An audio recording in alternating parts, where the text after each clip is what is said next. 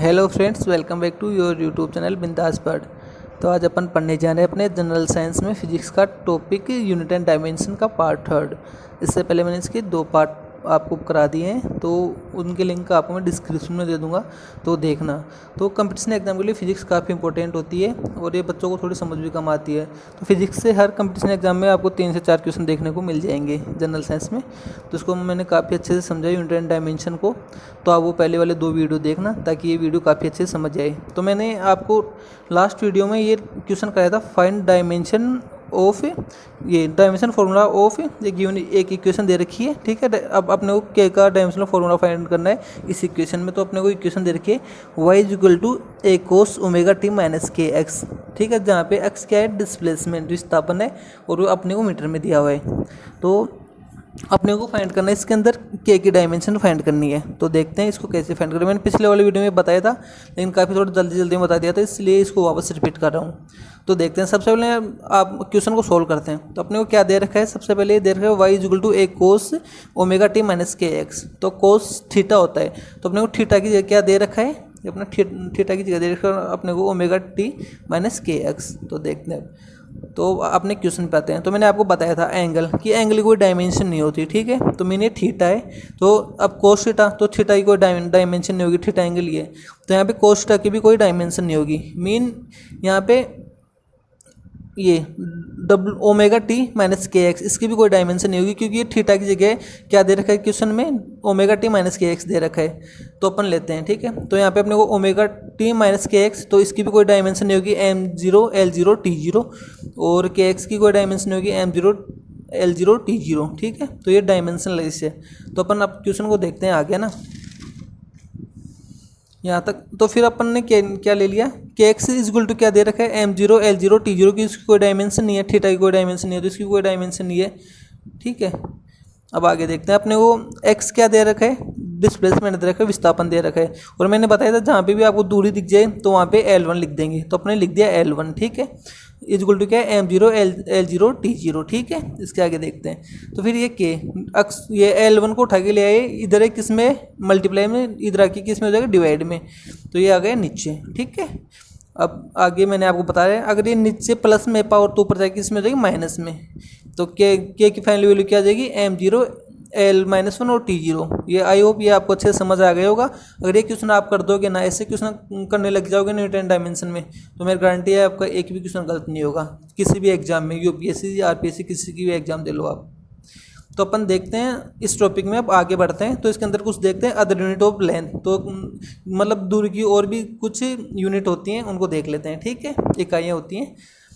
तो सबसे पहले देखते हैं एस्ट्रोनॉमिकल यूनिट, ठीक है, जो खगोलीय इकाई। तो ये क्या होती है, तो ये बेसिकली कुछ नहीं होती है अपनी, ये क्या, ये तो ले लो अपना सन, ठीक है, ये सन है, ये सन, ठीक, और ये अपनी है अर्थ। तो इनके सेंटर के बीच, इनके सन के सेंटर से और अर्थ के सेंटर के बीच जो डिस्टेंस होती है उसको बोलते हैं एयू में मापते हैं उस डिस्टेंस को, ठीक है, खगोलीय इकाई में मापते हैं, क्योंकि ये डिस्टेंस काफ़ी लंबी हो जाती है। क्योंकि अब अपने को अदर यूनिट की जरूरत इसलिए पड़ी, अब मतलब सन और अर्थ में तो काफ़ी डिस्टेंस है, मीटर में तो माप नहीं सकते, तो काफ़ी मतलब बहुत टाइम लग जाएगा।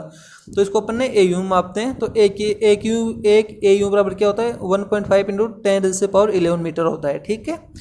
1.5 गुणा 10⁻11 मीटर होता है, ठीक है, एक एयू बराबर। तो मैंने बता दिया खगोलीय इकाई क्या होती है, सूरज के सेंटर और धरती के सेंटर के बीच की दूरी, ठीक है।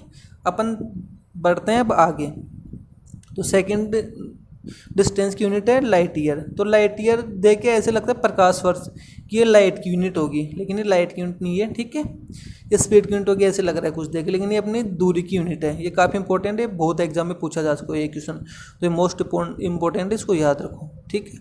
तो लाइट ईयर किसकी यूनिट है, ये डिस्टेंस की है। तो लाइट ईयर क्या होती है, तो ये तो distance travelled by light in vacuum in 1 year, कि मतलब निर्वात में प्रकाश एक साल में जितनी दूरी तय करते हैं ना, उसको अपन बोलते हैं लाइट ईयर, ठीक है, प्रकाश वर्ष बोलते हैं। निर्वात में प्रकाश के द्वारा तय की गई दूरी एक वर्ष में, उसको बोलते हैं अपन प्रकाश वर्ष बोलते हैं। तो एक प्रकाश वर्ष की एक लाइट ईयर LY, ठीक है, उसको डिनोट करते हैं LY से। एक लाइट ईयर किसके इक्वल होता है, 9.46 × 10⁻15 मीटर के इक्वल होता है, ठीक है। 9.46 गुना 10⁻15 की घात 10 की घात 15 मीटर होती है। ठीक है, तो ये मैंने बता दिया, ये काफ़ी इंपॉर्टेंट, इसको याद रखो, काफ़ी एग्जाम में पूछा जा चुका है कि लाइट ईयर क्या होता है। ठीक है, प्रकाश वर्ष। अब आगे देखते हैं, नेक्स्ट यूनिट होती है पार्सेक।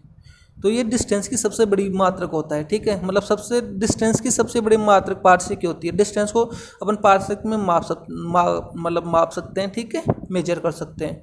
तो अब देखते हैं पार्सेक क्या होता है। एक पार्सेक इक्वल टू क्या होता है 3.1 इंटू 10⁻16 मीटर, मतलब एक पार्सेक के बराबर होता है 3.1 गुना 10 की घात 16 मीटर के बराबर होता है। तो अपन देख लेते हैं, अपन ये सबसे बड़ी यूनिट है डिस्टेंस की। ठीक है, तो अपन रिलेशन देख लेते हैं AU LY और पार्सेक में। ठीक है, खगोलिक ही प्रकाश वर्ष और पार्सेक में अब अपन संबंध देख लेते हैं। तो एक लाइट ईयर बराबर होता है 6.3 गुना 10⁴ AU खगोलिक ही। ठीक है, और उसके बाद में होता है एक पार्सेक बराबर क्या होता है 3.26 लाइट ईयर। ठीक है, तो ये आपको समझ आ गया होगा। तो इससे इस रिलेशन से अपने को क्लियर दिख रहा है कि सबसे बड़ी यूनिट क्या होती है पार्सेक, उसके बाद में होती है अपनी लाइट ईयर, उसके बाद में सबके लास्ट में आती है AU। तो ये रिलेशन भी काफ़ी इंपॉर्टेंट है, इसको याद रखना, एग्जाम में पूछ लेते हैं। ठीक है, तो अपन ने अब दूरी की अदर यूनिट भी देख ली। तो अपन मतलब अदर यूनिट देखते हैं टेम्परेचर की। ठीक है, टेम्परेचर की देखते हैं। तो टेम्परेचर की होती है केल्विन, फ़ारेनहाइट और केल्विन होती है। ठीक है, डिग्री सेल्सियस, फ़ारेनहाइट और केल्विन होती है। तो इसके अंदर अपन रिलेशन देखते हैं, और इसकी ऐसे यूनिट तो केल्विन होती है, मैंने आपको बता दिया है काफ़ी पहले। तो अपन इसके अंदर अब रिलेशन देख लेते हैं। ठीक है, रिलेशन होता है degree centigrade upon 5 equal Fahrenheit -32/9 equal to kelvin -273/5। तो ये इसके अंदर क्वेश्चन कैसे पूछते हैं मैं आपको बता देता हूँ। ये सपोज करो कोई क्वेश्चन दे रखा है अपने को कि 100 डिग्री सेल्सियस में कितने केल्विन होते हैं। तो अपने को रिलेशन किस किस में फाइंड करना है कि ये डिग्री सेल्सियस और केल्विन में। तो डिग्री सेल्सियस और केल्विन इस फॉर्मूले कहाँ पे हैं, तो डिग्री सेल्सियस यहाँ पे है और केल्विन यहाँ पे है। तो इन दोनों को अपन रिलेट करेंगे। तो मतलब degree Celsius upon 5 equal to kelvin -273/5। तो नीचे ये सेम है, तो ये कैंसिल आउट हो जाएंगे। ठीक है, तो अपन देखते हैं, डिनोमिनेटर सेम है तो ये कैंसिल आउट हो गया। तो अब देखते हैं केल्विन कितना दे रखा है, सॉरी डिग्री सेल्सियस कितना दे रखा है 100। तो वैल्यू पुट कर दी, 100 पुट कर दी, और तो अपना आराम से केल्विन में इसका आंसर आ जाएगा। इसको सोल्व करेंगे तो कितना केल्विन हो जाएगा 373 केल्विन होता है 100 डिग्री सेल्सियस में। ऐसे और क्वेश्चन पूछ ले आपको, सपोज करो कि आपको फ़ारेनहाइट में दे रखा है कि फ़ारेनहाइट इक्वल टू दे रखा है 100 दे रखा है, ऐसे मान लो आप। ठीक है, और आपको फाइंड डिग्री सेल्सियस पूछ ले, तो अपन ये रिलेशन फाइंड करेंगे C/5, सॉरी ये डिग्री सेल्सियस अपॉन 5, और ये फ़ारेनहाइट कितना दे रखा है अपने को 100 -273। तो इसको अपन थोड़ा बड़ा कर लेते हैं ताकि ये नई नेगेटिव में आएगा। तो इसको अपन कर लेते हैं 373 कर लेते हैं इसको। ठीक है, 373 कर लेते हैं। ठीक है, फ़ारेनहाइट 373 दे रखा है, 373। आप कितना भी ले सकते हो, लेकिन थोड़ा कैलकुलेशन ज़्यादा हो जाएगी इसलिए ले रहा हूँ मैं। अपन 9 ये आ जाएगा C/5 इक्वल टू 100/9। ठीक है, और ये डिग्री सेल्सियस इक्वल टू आ जाएगा 5/9। तो ये कितना डिग्री सेल्सियस आ जाएगा, इसको सोल्व कर लेना, 5/9 डिग्री सेल्सियस। ठीक है, इसको आप सोल्व करोगे आगे इसका आंसर आ जाएगा। तो मैंने आपको यूनिट एंड डायमेंशन काफ़ी अच्छे से समझाने की कोशिश की है। इसके अंदर आपको फिर भी कोई डाउट रह गया हो तो कमेंट सेक्शन में बताइए। तो अपन नेक्स्ट वीडियो में अपना नया टॉपिक स्टार्ट करेंगे जिसका नाम है मोशन। तो उसके अंदर अपन पढ़ेंगे मतलब डिस्टेंस, दूरी, और ये अपना विस्थापन, डिस्प्लेसमेंट, ठीक है, एक्सेलरेशन, त्वरण, और वेलोसिटी, वेग वगैरह, स्पीड, ये सब कुछ देखेंगे काफ़ी डिटेल में।